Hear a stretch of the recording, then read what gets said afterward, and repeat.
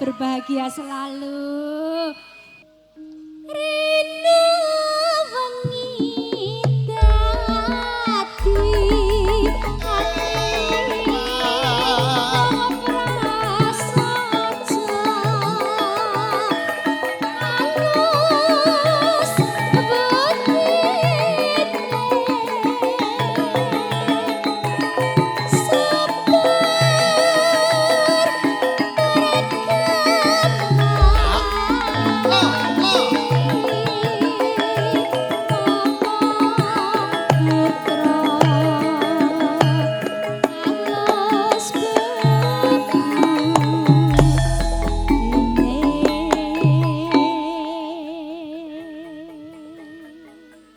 Nyugata sagung para tamu kagung putri kang nembe sketsa pinarak lenggah sinambi anggrahapi pasugatan ingkang sampun sinaket langgam dadi ati katuraken lumantar swantenipun Mbak Uut Salsabila. Matur nuwun Mas Jambo.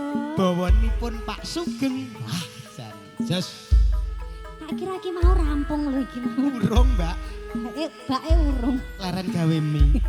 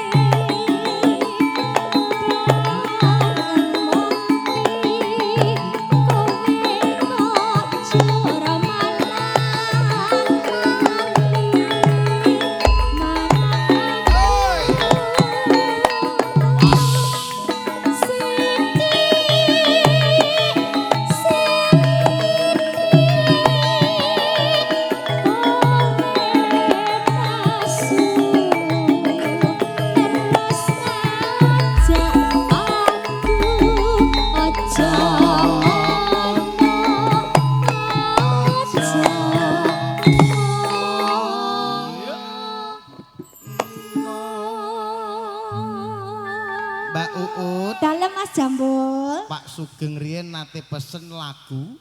Napa? Niki sing nyanyi Mbak Uut, albumnya Mbak Uut di YouTube sing judule Kedanan. Oh, ngerti aku. Kedanan sing albume karo Kembar Musik Digital. Laras. Gek iki engko aku nyanyi lagu Kedanan karo kanca-kanca family musik digatel. Digital kok digatel. Ya kae kan ning kono. Sendika dawuh Pak Sugeng mangke pas gayeng-gayengan ya Mas siap, ya. Siap. Nanti pakai video klip sesuai judulnya lagunya Kedanan toh. Heeh. Video klipnya yang sudah disiapkan. Ki Kedanan ki maksudnya ki tergila-gila, ora gila. Rungokno Kang. Kowe ki tak bela kanca-kanca ki. Lah masurku video klipnya aku. Terima kasih family musik jauh-jauh dari Semen ya Mas. Sajan kene to akeh campur sari ning Pak Sugeng percaya dengan jenengan semuanya. Terima kasih piye? Campur sarine sinten to iki? Family musik ki pimpinane sapa? Mantune Pak Sarno.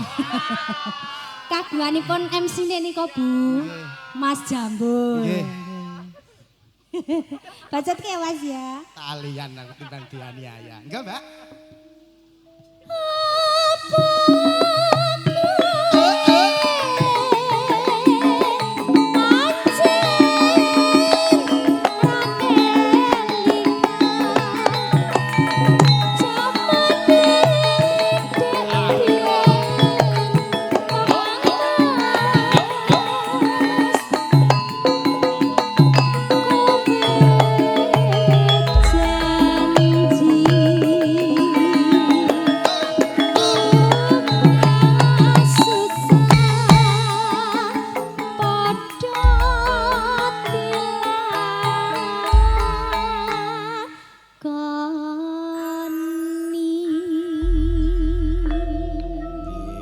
Wedal katur kasumanggaken Kang Mas. Terima kasih matur sembah nuwun Mbak Uut.